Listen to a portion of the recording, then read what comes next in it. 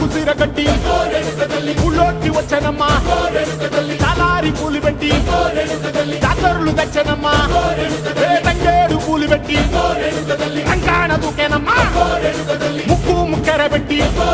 ముల్లోకాల నెలనమ్మా ముంగార చూడంగా మున్నూరు కన్నులమ్మా వెనుకాల చూడంగా ఏనూరు కన్నులమ్మా సాధు సిద్ధులంతా సాగిల పడ్డరమ్మా మహారాజు రాజులంతా మొగారిల్లిరమ్మా కోరిక కోరంగా